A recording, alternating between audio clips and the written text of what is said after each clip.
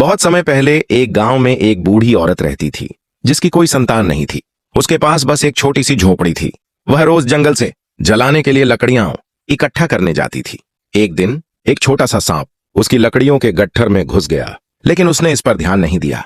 बूढ़ी औरत ने लकड़ियां अपने घर पर रखी। थोड़ी देर बाद सांप बाहर निकला और बिल्ली के साथ खेलने लगा। बूढ़ी औरत ने उसे अकेला छोड़ दिया क्योंकि उसकी कोई संतान नहीं थी और उसने उसे अपना बेटा मानकर रख लिया। कुछ समय बाद सांप ने बूढ़ी औरत से कहा कि वह राजा के पास जाए और उनसे कहे कि वह अपनी बेटी की शादी उससे कर दे। बूढ़ी औरत ने कहा, ठीक है मेरे बेटे, लेकिन तुम उम्मीद कैसे कर सकते हो कि राजा अपनी इकलौती बेटी की शादी एक सांप से करेंगे? मैं तुम्हारे लिए राजा से बात करूंगी। अगले दिन बूढ़ी औरत राजा के महल पहुंची। पहले तो पहरेदारों ने उसे अंदर जाने नहीं दिया, लेकिन किसी तरह वह राजा से अकेले में मिल पाई। बूढ़ी औरत ने राजा से कहा, महाराज, मैं बहुत शर्मिंदा हूं, लेकिन मैंने आपसे पूछने का वादा किया था। मेरा बेटा एक सांप है और वह आपकी बेटी से शादी करना चाहता है।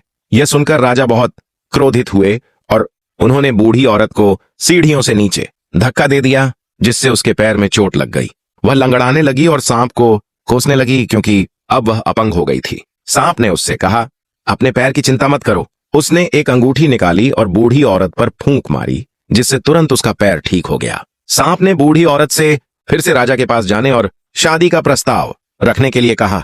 बूढ़ी औरत अनिच्छुक थी, लेकिन सांप ने वादा किया कि यह आखिरी बार है। वह वापस राजा के पास गई और बोली, महाराज, कृपया मेरे बेटे के लिए अपनी बेटी को पत्नी के रूप में दें, अन्यथा मैं बहुत बड़ी मुसीबत में पड़ जाऊंगी। राजा हंसे और कहा, मैं अपनी बेटी को उस सांप से तभी शादी करूंगा जब तुम्हारे झोपड़ी की जगह पर एक महल खड़ा हो और तुम्हारे दरवाजे से मेरे महल के दरवाजे तक एक लाल कालीन बिछा हो। साथ ही 400 सेवक भी हों जो धरती पर सबसे सुंदर कपड़े पहनते हों।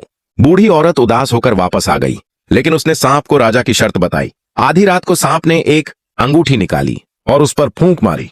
तुरंत बूढ़ी औरत की झोपड़ी एक भव्य महल में बदल गई, जो राजा के महल से भी बड़ा था। उनके दरवाजे के बीच एक लाल कालीन भी था और 400 से अधिक सेवक सुंदर कपड़े पहने हुए थे। यह देखकर राजा हैरान रह गए। अगली सुबह राजा ने अपनी बेटी की शादी सांप से कर दी। शादी के बाद सांप ने अपनी खाल उतार दी और एक सुंदर राजकुमार बन गया। यह देखकर राजकुमारी बहुत खुश हुई और इस तरह वे दोनों खुशी खुशी रहने लगे।